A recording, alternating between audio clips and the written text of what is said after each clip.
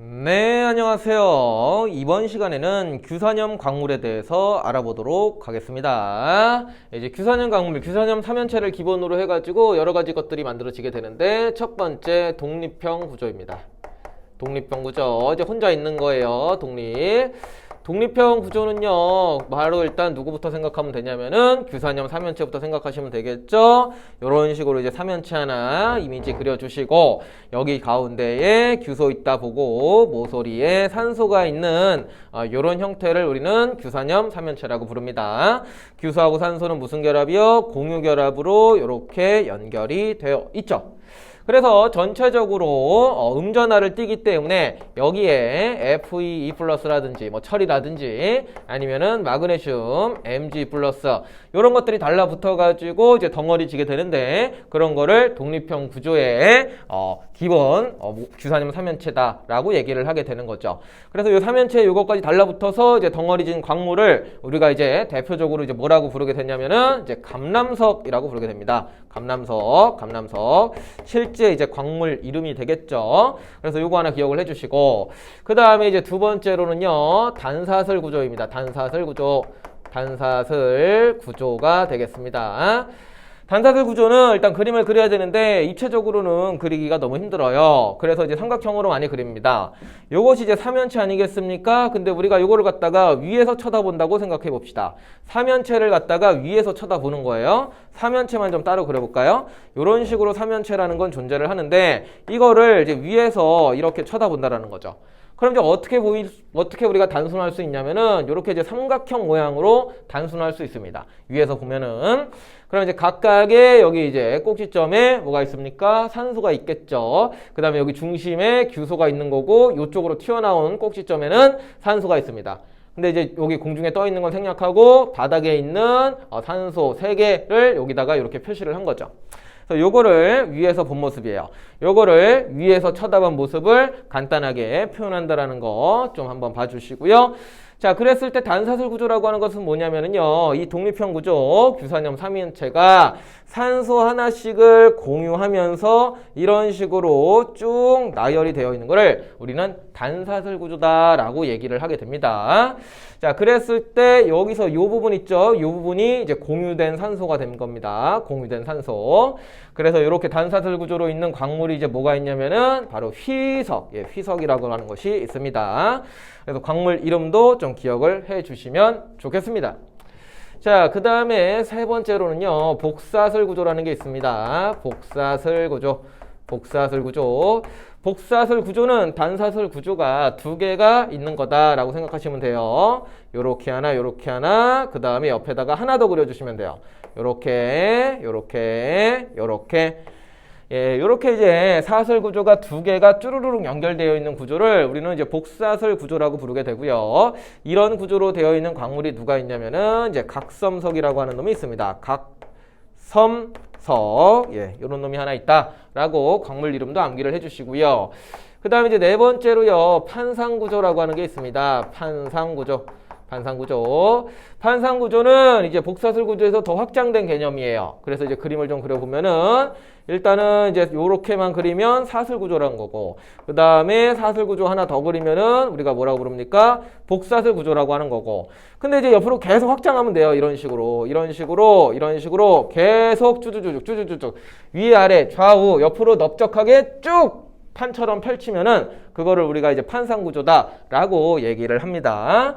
그래서 그런 확장된 이미지를 좀 생각을 해주시면 되고 대표적인 예시가 누가 있습니까? 바로 흑음모가 있겠죠. 흑음모라고 하는 광물이 판상구조를 띠고 있습니다. 그 다음에 마지막 5번째입니다. 5번째는요, 망상구조예요. 망상구조는 이런 식으로 그림을 그리기가 어려운데요. 망상구조는 여기에 있는 이 산소 4개 있죠? 얘네들이 다 공유된 거예요. 그래가지고 위에도 규산염 삼연체가 있고 옆에도 앞에도 또 이쪽 옆에도 싹 다 이제 공유 결합을 해가지고 얘네가 이제 덩어리진 구조를 우리가 망상구조라고 부르게 됩니다. 그래서 이제 책에도 보시면 알겠지만 그림이 보통 뭐 이런 식으로 그냥 이렇게 마구잡이로 그냥 꽉 차 있는 것처럼 이제 보이게 돼요. 근데 좀 입체 구조로 되어 있고 규산염 삼연체에 모든 산소가 공유되면서 이런 형태를 띈다 라고 생각해 주시면 되겠고요. 대표적인 예시는 누가 있습니까? 이제 석영하고요. 그 다음에 장석이라고 하는 광물이 대표적인 예시가 되겠습니다. 그래서 일단은 첫 번째로 이미지만 딱 보시고 무슨 구조인지 구조 이름 말씀해 주셔야 되고 대표적인 예시의 광물 이름들까지 다 암기를 해 주셔야 되겠습니다. 자, 그 다음에 이제 산소를 뭐 공유했다고 하는데 그 공유된 산소의 개수에 대해서 좀 살펴보도록 하겠습니다. 공유된 산소의 수. 감람석 같은 경우에는요, 얘 혼자 독립, 말 그대로 이제 혼자 있는 거예요. 독립형. 그렇기 때문에 이 산소들은 다른 그 규산염 삼연체와 산소를 공유하지 않습니다. 그래서 여기서는 공유산소가 없다, 공유된 산소가 없다, 이렇게 얘기하는 거고요. 그 다음에 이제 휘석 보겠습니다. 휘석은 이제 요런 데가 이제 공유된 산소라고 생각하시면 됩니다. 그러면 이제 얘 입장에서 여기도 하나, 여기도 하나, 두 개죠. 그래서 공유된 산소가 두 개다. 이렇게 보시면 되겠고요. 그 다음에 이제 각섬석입니다. 여기 요런 데가 이제 공유된 산소거든요. 근데 잘 보셔야 돼요. 이게 계속 그리고 확장된 개념입니다. 그럼 이제 얘 입장에서는 요쪽에 있는 산소 공유, 요쪽에 있는 산소 공유 해서 이제 두 개다라고 얘기를 할 수 있지만 요쪽에 있는 규산염 삼연체를 보시면은 위에도 여기 하나, 여기 빨간 거 하나, 여기도 하나, 여기도 하나 해가지고 얘 입장에서 하나, 둘, 세 개의 산소가 공유가 됩니다. 그래서 두 개 내지 세 개다 이렇게 얘기를 합니다. 얘 입장에선 두 개, 얘 입장에선 세 개, 또 얘 입장에선 두 개, 또 얘 입장에선 세 개. 그래서 2 또는 세 개 이렇게 좀 기억을 해주시면 되겠습니다. 자, 이번엔 판상구조 흑음모입니다. 흑음모, 산소 요런 데가 이제 공유가 되는 것인데요. 아무거나 보셔도 돼요. 얘 입장에서 하나, 둘, 셋. 얘 입장에서 하나, 둘, 셋. 그 다음에 뭐 얘 입장에서 잘 생각해야 되는 게 이게 끝이 아니에요. 옆으로 계속 연결이 되어 있는 겁니다. 그래서 얘 입장에서도 하나, 둘, 세 개 이렇게 보셔야 됩니다. 그래서 이게 계속 확장된 구조라고 생각을 해주시고 어느 걸 택하더라도 여기 세 개가 공유가 됐다. 산소 세 개가 공유가 됐다. 이렇게 생각을 해주시면 됩니다. 그래서 공유된 산소는 세 개입니다. 그 다음에 이제 석영이나 장석, 망상구조 같은 경우에는 뭐 그림을 봐서는 우리가 판단을 할 수가 없습니다. 저 그림에서는. 그래서 여기로 다시 돌아와서 생각을 해보면은 이 규산염 삼연체의 모든 산소가 공유가 됐다고 했잖아요. 여기 위에 있는 것도 공유가 됐어요. 위에 이렇게. 얘놈도 이쪽으로, 요놈도 이쪽으로, 요놈도 이쪽으로. 모든 게 다 공유됩니다. 모든 산소, 꼭지점에 있는 모든 산소가 다 공유가 되기 때문에 이 망상구조 같은 경우에는 공유된 산소가 몇 개? 4개다. 이렇게 얘기를 할 수가 있다라는 거죠. 그래서 요거는 이제 그림을 보면서 잘 생각하시면은 이제 추론을 충분히 할 수가 있습니다. 자, 그 다음에 요런 거는 좀 암기를 해주셔야 되는데, 규소 대 산소의 비율입니다. 개수비입니다. 규소 대 산소의 개수비예요. 그것도 좀 따져줘야 되는데, 그거는 이제 그림을 통해서 추론하기가 좀 어렵습니다. 그래서 좀 단순 암기할게요. 그런데 일단 요 놈은 좀 쉽습니다.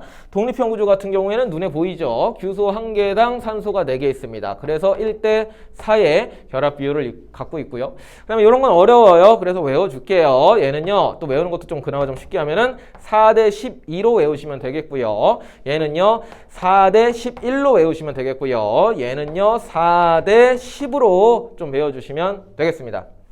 그 다음에 마지막으로 이제 요놈 같은 경우에는 이제 1대 2로 외워주시면 되겠습니다.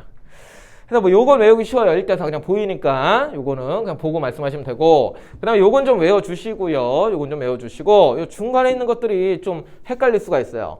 4대 12 책에 뭐라고 써있죠? 1대 3 이렇게 써있죠. 그 다음에 요건 약분 안 되고 요거는 2대 5 이렇게 써있죠. 그렇죠? 그것도 이제 맞는 말인데 그렇게 하면 좀 헷갈리기 때문에 그냥 좀 라임 있게 4대 12, 11, 10 이렇게 외워주시는 게 더 쉽습니다. 4대 12, 11, 10 그리고 그렇게 따져야지 점점 규소 대 산소의 비율이 뭐 줄어든다 라는 것도 이제 눈으로 쉽게 간파할 수 있고요. 그래서 이런 식으로 공유된 산소의 수와 규소 대 산소의 개수비를 좀 기억해 주시면 되겠습니다. 자, 그 다음에 또 다른 성질이 있는데요. 얘네들이 광물이 이제 뭐 깨진다, 쪼개진다 그런 게 있습니다. 그랬을 때 이제 감람석 같은 경우에는 이제 깨지는 성질이 있습니다. 그래서 깨짐. 그 다음에 이제 단사슬 구조 휘석 같은 경우에는 쪼개지는 성질이 있고요. 쪼개짐. 그 다음에 얘도 쪼개짐. 그 다음에 옆에 있는 흑음모도 쪼개짐. 이라고 하는 성질을 가지고 있고요. 마지막으로 여긴 조금 주의하는데 석영 같은 경우에는 깨짐 고요. 그 다음에 장석 같은 경우에는 이제 쪼개지는 성질을 가지고 있습니다. 그래서 이것도 이제 깨진다라는 건 뭐냐면은요, 이제 그러니까 부셨을 때 얘네한테 이제 힘을 가해서 부셨을 때 뭔가 이제 그 결이 없이 방향성 없이 마구잡이로 이제 부서진다, 그런 거를 이제 깨진다라고 표현하는 거고, 얘네한테 힘을 가해서 이제 부셔뜨릴 때 약간 이제 결이 있게 좀 방향성이 있게 부셔지는 거를 이제 쪼개진다라 그래요. 그 결이 좀 살아 있습니다. 얘네 이제 길쭉한 이제 단사슬 구조가 뚜두두두두 여러 개가 연결돼서 하나의 광물이 형성되거든요. 힘을 가하면은 이 단사슬 구조가 이제 쏙쏙 좀 뽑히는 느낌으로 쪼개진다라고 얘기를 하게 되는 거예요. 얘도 마찬가지고 얘도 마찬가지입니다. 그 다음에 얘는 좀 요거 그림으로는 생각하기 좀 힘들지만 이렇게 좀 암기를 해주셔야 돼요. 그래서 이제 가운데 있는 놈들은 기본적으로 쪼개진다. 그 다음에 양쪽에 있는 놈들은 좀 깨진다. 기억해 주시고, 석영은 깨지는데 장성은 쪼개집니다. 좀 뭐 심화예요. 심화 내용인데 그래도 암기해 주시는 게 좋겠죠. 그 다음에 또 이제 뭐 두 방향으로 쪼개지니 뭐 한 방향으로 쪼개지니 이런 내용까지 나오게 되는데, 그런 거는 이제 학교에서 알려주시면은 그때 좀 적어두시고 바싹 좀 암기를 해 주셔야 될 부분입니다. 자, 그다음에 마지막으로 이제 경향성에 대해서 좀 얘기를 해보겠습니다. 결국에 이 독립형에서부터 쭉 오른쪽으로 망상구종까지의 이제 경향성을 좀 하나 살펴보면은요, 이쪽으로 올수록 공유된 산소의 개수가 증가합니다. 공유된 산소의 개수가 증가합니다. 그 다음에 결합구조가 더 복잡해집니다. 결합구조가 더 복잡해져요. 그러면서 풍화에 대해서 안정적으로 얘네들이, 그러니까 풍화의 안정도가 오른쪽으로 할수록 더 높습니다. 그러니까 풍화라는 게 뭐죠? 풍화라고 하는 것은 이 암석이 잘게 부서지는 걸 우리가 이제 풍화된다라고 얘기합니다. 근데 오른쪽으로 갈수록 공유된 산소도 많고 결합도 복잡을 해가지고 풍화가 잘 안 된다라는 거예요. 그거를 풍화에 대한 안정도가 높다, 뭐 이렇게 좀 어렵게 표현을 합니다. 그러니까 오른쪽으로 갈수록 좀 뭐 단단해가지고 잘 안 부셔진다, 이런 식으로 간단하게 생각을 해주시면 되겠습니다. 그 부분도 이제 프린트에는 써놨으니까 참고하셔서 간단하게 그렇구나 라고 읽어보시면 되겠습니다. 네, 그래서 광물에 대해서 좀 정리를 해봤는데요. 이 파트는 어떻게 해야 됩니까? 그냥 이게 이제 표처럼 나와 있죠, 교재에도요. 그냥 이거를 빡 하고 이미지하고 글자하고 그냥 좀 머릿속에 그냥 암기를 좀 해주셔야 됩니다. 네. 네, 이번 수업은 여기까지 하도록 하죠.